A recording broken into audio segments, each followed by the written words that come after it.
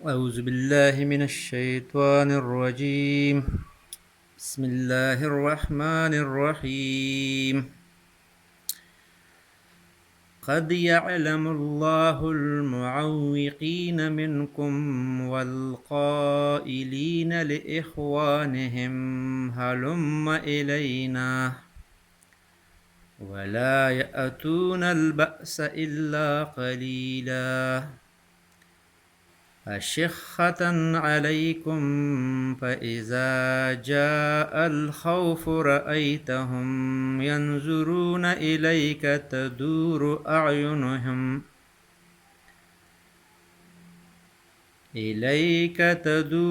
أعينهم كالذي يغشى عليه من الموت فإذا ذهب الخوف سلقوكم بألسنة خداد أشحة على الخير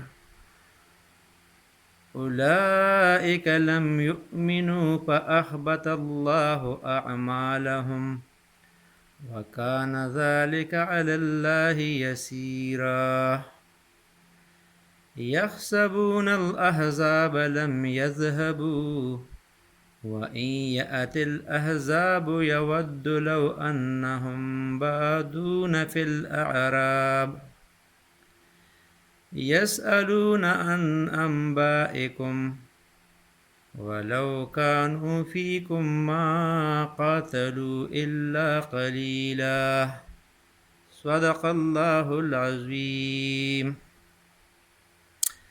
عزیز طلباء کرام، آج ہم جماعت دہم کا 5واں لیسن شروع کر رہے ہیں. پچھلے لیکچر میں اسی لیسن کے کچھ آیات رہ گئے تھے، تو آج کے سبق میں ہم انشاءاللہ اس کا مختصر سا ترجمہ اور تشریح آپ کے خدمت میں پیش کریں گے. اللہ تعالیٰ مجھے صحیح ترجمہ اور تشریح کرنے کی توفیق عطا فرمائیں. تو آیت نمبر 18 میں اللہ رب العزت فرماتے ہیں، جس طرح کہ میں نے آپ کو پہلے بتایا تھا پہلے لیکچر میں، کہ اسی رکوع میں اللہ تعالیٰ نے غزوہ احزاب، جس کا دوسرا نام غزوہ خندق ہے، اس کی منظر کشی کی ہے. یعنی جو میں نے آپ کو بتایا تھا کہ یہ مدینہ کے گرد گرد لمبا خندق کھودا گیا، کافروں کے لشکر آ کر مسلمانوں کے دوسرے سائڈ انہوں نے خیمے گاڑ دیے. کبھی کبھار انہوں نے کوشش کی خندق کو پار کرنے کی، لیکن مسلمانوں نے ان پر تیر برسائے اور ان کا حملہ پسپا کر دیا.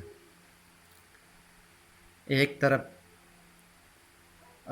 خیبر کے یہودی تھے، بنو نذیر، جو بہت مضبوط قبیلہ تھا، انہوں نے حملہ کیا تھا مدینہ کے شمال کی طرف سے. مدینہ کے جنوب کی طرف سے حملہ کیا تھا مکہ کے قریش نے، اور اس کے ساتھ ساتھ جو اور بھی قبائل تھے، بنو غطفان وغیرہ، جتنے بھی قبائل تھے، انہوں نے ایک گرینڈ الائنس بنا کر مسلمانوں کے طاقت کو ختم کرنے کے لیے، اور مختلف موقعوں پر، یعنی جنگ بدر یا پیغمبر صلی اللہ علیہ وسلم نے بنی نذیر کا جو قبیلہ مدینہ سے نکالا تھا، وہ خیبر میں آباد ہو گئے تھے. تو ان کے دل میں یہ بات تھی کہ ہم مسلمانوں سے اور پیغمبر صلی اللہ علیہ وسلم سے اس کا بدلہ لینا چاہتے ہیں. اسی تسلسل میں انہوں نے اتفاق کیا تھا، اتحاد بنایا تھا. لڑائی شروع ہو گئی، مسلمان کمزور تھے، یہاں تک کہ پیغمبر صلی اللہ علیہ وسلم سے ایک دن ایک نماز، دوسرے دن 4 نماز قضا بھی ہو گئی. خوراک کی بھی کمی تھی، اور تاریخ میں آتا ہے کہ پیغمبر صلی اللہ علیہ وسلم نے اپنے پیٹ مبارک پر جو تھے وہ پتھر باندھ لیتے بھوک کی شدت کی وجہ سے، اس لیے کہ ایک صحابی آتا ہے اور شکایت کرتا ہے کہ اے اللہ کے رسول، میں بھوکا ہوں، پچھلے 2-3 دن سے میں نے کچھ بھی نہیں کھایا ہے، پیٹ دکھاتا ہے اس پر پتھر باندھے گئے ہیں۔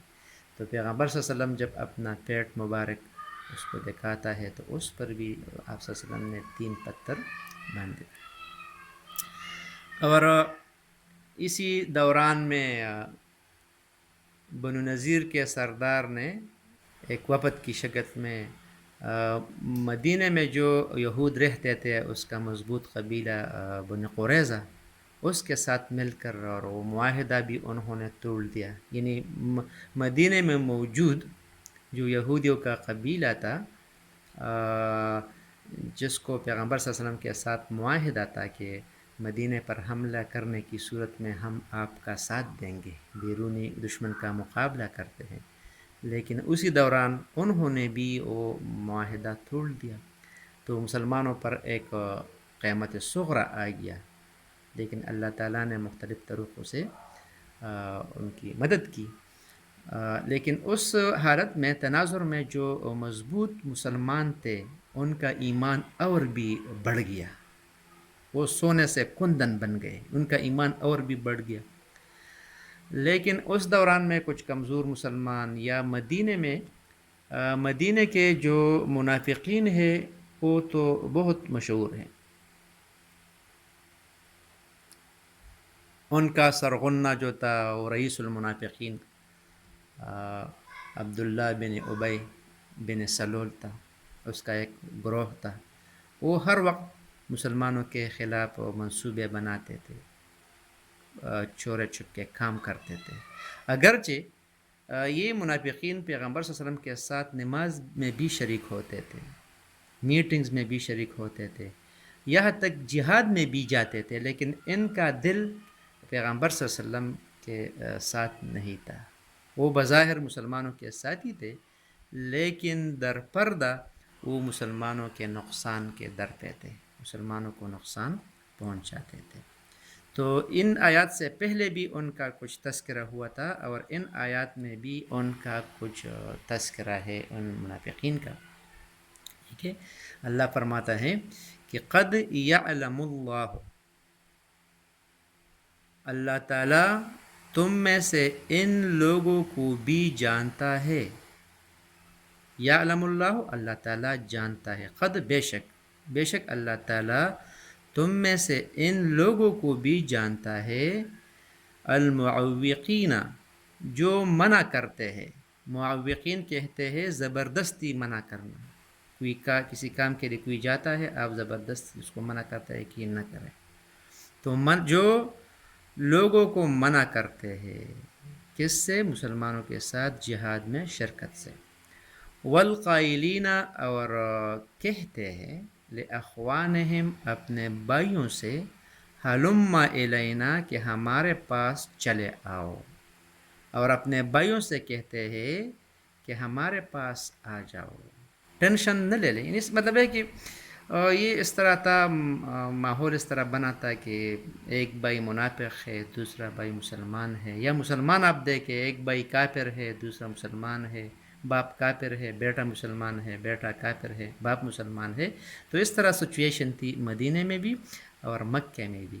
تو اس میں بعض لوگ یعنی اس طرح منافقین تھے جو اپنے ساتھیوں کے یعنی مسلمانوں کے حوصلے خراب کر رہے تھے، اور لوگوں کو زبردستی روکتے تھے کہ جہاد کے لیے نہ جائے، مسلمان ویسے بھی نعوذ باللہ شکست کھائیں گے، شکست ان کی مقدر ہے، آپ کیوں اپنے آپ کو موت کے منہ میں ڈال رہے ہیں، ہماری طرح گھروں میں آرام سے بیٹھ جائے، ٹینشن نہ لے۔ تو اس طرح باتیں وہ اپنے بھائیوں سے بھی کرتے تھے اور اپنے ساتھیوں سے بھی کرتے تھے۔ تو اسی آیت میں اللہ فرماتے ہیں کہ والقائلین لإخوانہم، اور اپنے بھائیوں سے کہتے ہیں ہلم الینا کہ ہمارے پاس چلے آؤ، صرف تماشا کر دے، لڑائی میں شرکت نہ کرے، ولا یأتون البأس الا قلیلا، اور لڑائی میں نہیں آتے مگر کم، یعنی یہ لوگ جو ہے منافقین جو ہے یہ لڑائی میں نہیں آتے، اگر آتے بھی ہے بہت کم آتے ہیں. کسی کونے میں بیٹھ کر یا کسی ایسی جگہ پر وہ کھڑے ہو کر تماشا دیکھتے ہیں کہ بظاہر وہ ایسے لگ رہے ہیں کہ وہ جہاد میں شرکت کر رہے ہیں، لیکن اصل میں وہ ایسی پوزیشن میں، ایسے کونے میں ہوتے ہیں کہ وہاں پر تیر پہنچنے کا یا اس کے زخمی ہونے کا، مارنے کا کوئی چانس نہ ہو. تو اس لیے اللہ فرماتے ہیں کہ وَلَا يَأْتُونَ الْبَأْسَ إِلَّا قَلِيلًا، وہ نہیں آتے ہیں مگر بہت کم لڑائی میں آتے ہیں. آیت نمبر 19 میں اللہ رب العزت فرماتے ہیں کہ اشخۃ علیکم، یہ اس لیے کہ تمہارے بارے میں بخل کرتا ہے. اشخۃ جمع ہے شقیق کی، بخل سے نکلا ہے. یعنی یہ منافق جو ہے وہ تمہیں فائدہ پہنچانے میں یہ کیا ہے، بخل کرتا ہے. یہ نہیں چاہتے ہے کہ مسلمانوں کو فائدہ پہنچے. اس لیے کہتے ہیں کہ اشخۃ علیکم، یہ اس لیے کہ تمہارے بارے میں بخل کرتے ہیں. فَإِذَا جَاءَ الْخَوْفُ، پھر جب ڈر کا وقت آئے. فَإِذَا جب جاء آئے، خوف ڈر، یعنی پھر جب ڈر کا وقت آئے، میدان جنگ میں ایسا سین آ جائے کہ وہ ڈرنے کا وقت ہو. نُرَأَيْتَهُمْ، اے پیغمبر آپ ان کو دیکھ لوں گے. يَنْظُرُونَ إِلَيْكَ، وہ تمہاری طرف دیکھ رہے ہیں. یعنی جب کسی لڑائی کے دوران دشمن غالب ہو جائے، ان کا مضبوط حملہ کر دے، تو آپ ان کو، یعنی یہ اتنے بزدل ہے کہ آپ ان کی پھر وہ منظر کشی آپ دیکھ لیں، تو آپ اس کو دیکھیں گے. ینظرون الیک، وہ آپ کی طرف دیکھ رہے ہیں. تدور اعینہم، اور ان کی آنکھیں پھر رہی ہے.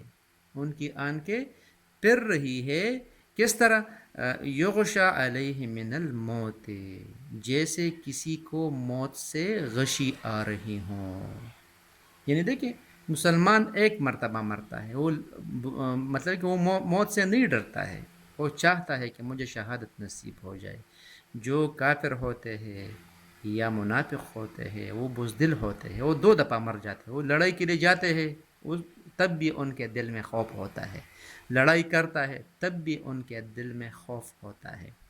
تو یہ بھی اللہ تعالیٰ نے پیغمبر کو بتایا کہ جب خوف کا وقت آ جائے تو یہ آپ کی طرف اس طرح دیکھ رہے ہیں جیسے کسی کو موت کی غشی آ رہی ہو. یعنی جیسے مرتے وقت کسی کی پتلی تر جاتی ہے اور وہ بے بس ہو کر تکتا ہے، آنکھیں متخیر ہو جاتی ہے اور ٹک ٹک ٹک کی بند ہو جاتی ہے، جیسے کسی پر موت کی بے ہوشی طاری ہو. تو ان کی بھی یہ کنڈیشن ہوتی ہے سخت جنگ کے وقت میں. ابھی اس کے بعد اللہ فرماتا ہے کہ فَإِذَا ذَهَبَ الْخَوْفُ، پھر جب خوف جاتا رہے، لڑائی ختم ہو جائے، خوف ختم ہو جائے. نُسَلَقُوكُمْ بِأَلْسِنَةٍ خِدَادٍ، تو تیز زبانوں کے ساتھ تمہارے بارے میں زبان درازی کرے. جب لڑائی ختم ہو جائے، اللہ تعالیٰ مسلمانوں کو فتح عنایت فرمائے، تو پھر یہ پیغمبر صلی اللہ علیہ وسلم کے ساتھ کیا کرتے ہیں؟ زبان درازی کرتے ہیں. کہتے ہیں کہ بس یہ لڑائی تو ہماری وجہ سے آپ کو اللہ تعالیٰ نے جیت دلوا دی، اگر ہم نہ ہوتے تو آپ کی شکست یقینی تھی. ہم نے یہ کیا پلانے کافر کو مارا، ہم نے یہ کیا. مطلب ہے کہ تیز زبانوں سے پیغمبر صلی اللہ علیہ وسلم کے ساتھ زبان درازی کرتے ہیں اور اپنے کارنامے بتاتے ہیں، حالانکہ وہ عملی طور پر کچھ بھی نہیں کرتے، جھوٹ بولتے ہیں. تو اس کے بعد اللہ نے فرمایا کہ اشخۃ علی الخیر، یہ اشخۃ شقیق بخل کو کہتے ہیں. علی الخیر مطلب ہے کہ یہ مسلمانوں کو خیر پہنچانے میں بخیل ہے. ان کی چاہت ہے کہ مسلمانوں کو نقصان پہنچے، یہ چاہتے ہیں، لیکن یہ نہیں چاہتے ہیں کہ مسلمانوں کو در فردہ، یہ کوئی مطلب ہے کہ دل سے وہ نہیں چاہتے ہیں کہ مسلمانوں کو کوئی خیر پہنچائے. تو اس کے بارے میں بعد اللہ نے فرمایا کہ اولئک لم یؤمنوا، یہ لوگ حقیقت میں ایمان لائے ہی نہ تھے، ان کے دل میں ایمان نہیں تھا. فاحبط اللہ اعمالهم، تو اللہ نے ان کے اعمال برباد کر دیے. وکان ذلک علی اللہ یسیرا، اور یہ کام اللہ کے لیے بہت آسان ہے. دیکھیں ایک ٹوٹلی کافر ہوتا ہے، ایک مسلمان ہوتا ہے، ان کے درمیان ہے منافق۔ تو یہ منافق اتنی خراب حسلت ہے منافقت کی، اللہ تعالیٰ قرآن میں فرماتا ہے کہ ان المنافقین فی الدرک الاسفل من النار، منافقین جو ہے وہ جہنم کے سب سے نچلے درجے میں ہوں گے۔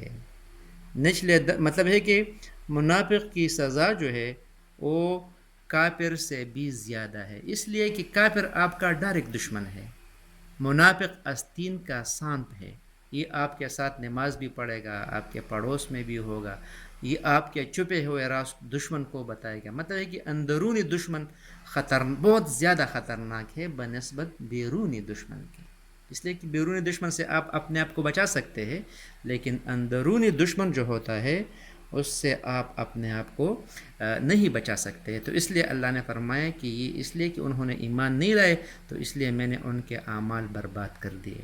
اور یہ دیکھیں ایمان کی مثال اس طرح ہے کہ آپ نے جنت میں اس جہان میں اپنے لیے ایک اکاؤنٹ کھول دیا، جب آپ نیک عمل کرتے ہیں تو وہ آپ کے اکاؤنٹ میں لکھ جاتا ہے، اور جب قیامت کے دن آپ وہاں جاتے ہیں تو حساب کتاب کے بعد آپ جنت میں چلے جائیں گے۔ کافر جو ہوتا ہے وہ جتنے بھی نیک اعمال کرتے ہیں اس کو ان کا کچھ فائدہ نہیں ہے آخرت میں، اس لیے کہ اس کا اکاؤنٹ نہیں ہے۔ تو ایمان بہت بنیادی چیز ہے، ایمان کے بعد تھوڑا سا عمل بھی بہت زیادہ فائدہ انسان کو پہنچاتا ہے۔ اگر خدا نخواستہ کسی میں ایمان نہیں ہے، وہ بظاہر جتنے بھی اچھے اعمال کرتے ہیں لیکن دنیا میں تو اس کو کچھ کریڈٹ ملے گا، لیکن آخرت میں اس کو ان کے نیک اعمال کا کچھ فائدہ نہیں ملے گا۔ تو اس لیے بنیادی چیز ایمان ہے، ہمیں چاہیے کہ ہم ایمان پر توجہ دے دیں، ایمان کی اصلاح کریں، اس کے بعد ہم جو بھی عمل کرتے ہیں اس کا بہت زیادہ فائدہ ہو۔ تو یہ بھی اللہ نے فرمایا کہ اولئک لم یؤمنوا، یہ لوگ حقیقت میں ایمان لائے ہی نہ تھے، فاحبط اللہ اعمالهم، تو اللہ نے ان کے اعمال غارت کر دیے، وکان ذلک علی اللہ یسیرا، اور یہ اللہ کو آسان تھا۔ اس کے بعد فرماتے ہیں کہ یحسبون الاحزاب لم یذهبوا، خوف کے سبب خیال کرتے ہیں کہ فوجیں نہیں گئی، یعنی اتنے ڈرپوک ہے کہ جنگ ختم ہو گئی، لڑائی ختم ہو گئی، آندھی آ گئی، کافر بھاگ گئے، چلے گئے، اور یہ پھر بھی ڈرتے ہیں کہ فوج ابھی بھی باقی ہے، وہ نہیں چلے گئے ہیں۔ وَإِن يَأْتِ الْأَحْزَابُ يَوَدُّوا لَوْ أَنَّهُمْ بَادُونَ فِي الْأَعْرَابِ، اگر لشکر آ جائے تو تمنا کرے کہ کاش گنواروں میں جا رہے، یسألون عن انبائکم، اور تمہاری خبریں پوچھا کرے، یعنی اگر فوج دوبارہ آ جائے تو ان کی دلی خواہش یہ ہے کہ یہ گاؤں میں چلے جائے گنواروں کے ساتھ، اور صرف خبریں سنتے رہے کہ کون کس کا پلڑا باری ہے، مسلمان غالب ہو رہے ہیں یا کافر، یعنی کسی دور کسی اوپر جگہ جا کر وہاں سے صرف تماشا کر لے اور لڑائی میں نہ آئے۔ پھر فرماتے ہیں اللہ تعالیٰ وَلَوْ كَانُوا فِيكُمْ مَا قَتَلُوا إِلَّا قَلِيلًا، اور اگر تمہارے درمیان ہو تو لڑائی نہ کرے مگر کم۔ اللہ تعالیٰ پھر فرماتا ہے کہ یہ تو ان کی دلی خواہش یہ ہے کہ وہ لڑائی میں نہ آئے، کسی دور مقام سے صرف تماشا دیکھ رہے، لیکن اگر وہ آپ سے مجبور ہو کر یا شرم ہوا کی وجہ سے، اس لیے کہ منافقین تو بظاہر مسلمانوں کے ساتھ ہی تھے، ان کے ساتھ نماز پڑھتے تھے، جہاد کرتے تھے، تو اللہ فرماتے ہیں اگر جہاد میں آتے بھی ہے وَلَوْ كَانُوا فِيكُمْ، اگر تمہارے درمیان ہو، مَا قَتَلُوا إِلَّا قَلِيلًا، تو لڑائی نہ کرے مگر کم، بہت کم وہ لڑائی کریں گے، زیادہ اپنا وقت ضائع کریں گے۔ تو عزیز طلباء آج کے لیے اتنا ہی کافی تھا، نیکسٹ انشاءاللہ بعد میں پڑھیں گے۔ اس کا ایکسرسائز جو ہے وَمَا عَلَيْنَا إِلَّا الْبَلَاغُ۔